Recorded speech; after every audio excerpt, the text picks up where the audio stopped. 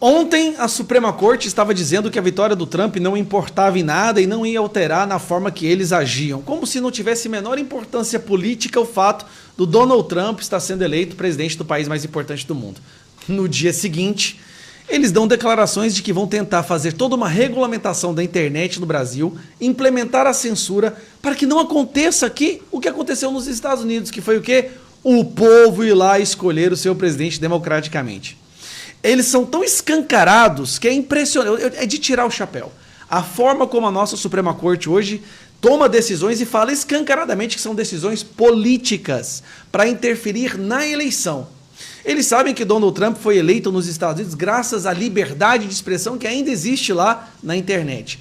Aí o que o STF decidiu fazer? Não, escuta isso aqui da CNN, não é da minha boca, e me fala se isso não é simplesmente um absurdo o que está acontecendo no Brasil. Está falando da inelegibilidade de Jair Bolsonaro, ainda falta um recurso para o Supremo Tribunal Federal, e é sobre a Suprema Corte que eu quero discutir contigo, Luísa Martins, porque na visão dos magistrados, a eleição de Trump é o timing ideal para a regulação das redes sociais? A eleição do Trump é o timing ideal, é o tempo exato. Por quê? Para que as pessoas não elejam Bolsonaro. Conta pra gente. Uribe, boa tarde para você, boa tarde para Clarice e todos que estão conosco. Uma ótima semana a todos. Uribe, na verdade, esse julgamento já estava marcado há algumas semanas, né? Está marcado agora para o dia 27 de novembro, mas a leitura ali nos bastidores da corte é que a eleição de Donald Trump nos Estados Unidos reforça que esse é um bom timing, né? Para finalmente dar uma resposta em relação a um tema aí que já vem se arrastando e gerando, inclusive, atrito, algum atrito entre os poderes ali, na medida em que o próprio Congresso Nacional teve o seu tempo para discutir esse tema, né, para votar ali o inquérito das fake news, acabou não fazendo isso, e isso abriu espaço para que o Supremo pudesse finalmente colocar essa pauta, essa ação, né, no calendário de julgamentos do plenário. Agora, para começar a história, o fato do Congresso não deliberar sobre uma pauta não quer dizer que essa pauta possa ser prerrogativa da Suprema Corte de deliberar.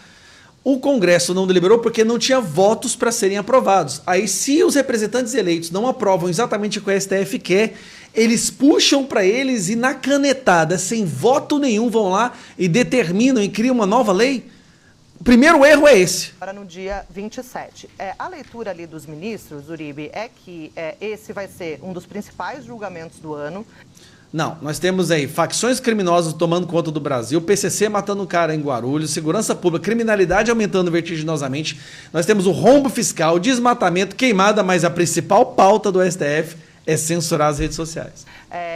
Um marco não só para as próximas eleições brasileiras, mas para a democracia de uma forma geral. É claro, censurar as pessoas é super democrático. E essa relação com a eleição do presidente americano, do novo presidente americano, é feita porque, na percepção dos ministros, há uma maneira muito semelhante entre a forma que os bolsonaristas e os trumpistas usam as redes sociais. Você está entendendo?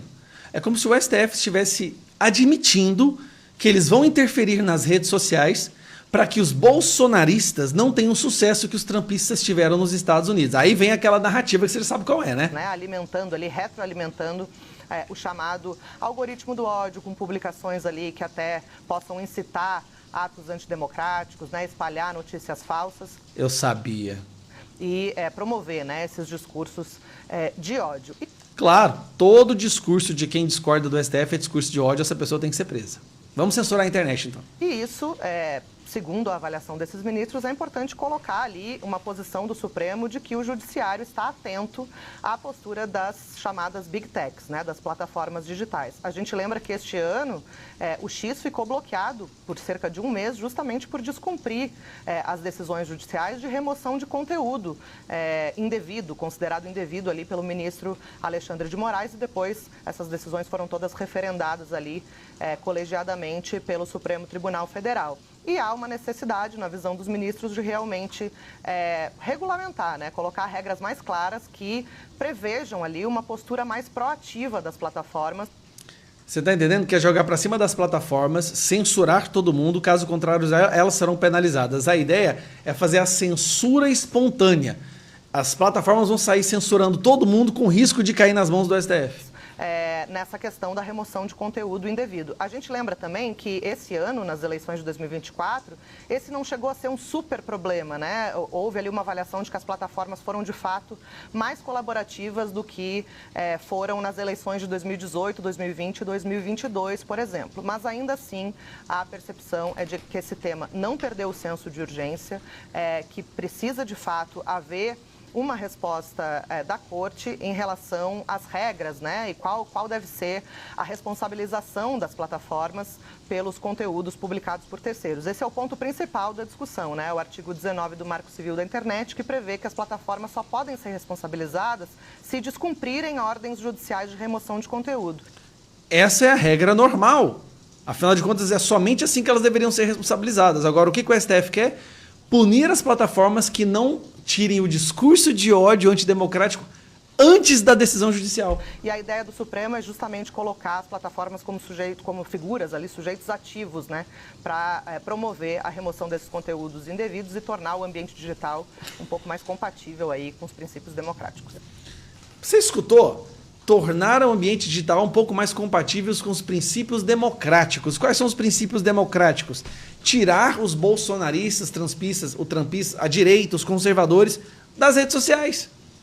Tem coisa mais antidemocrática que isso? Vamos simplesmente censurar e calar a boca de forma de intimidação contra as big techs e plataformas, todo mundo que fale algo que seja contrário ao que nós acreditamos como sendo visão de mundo. É isso. E dia 27 eles vão votar sem ter nenhum voto popular.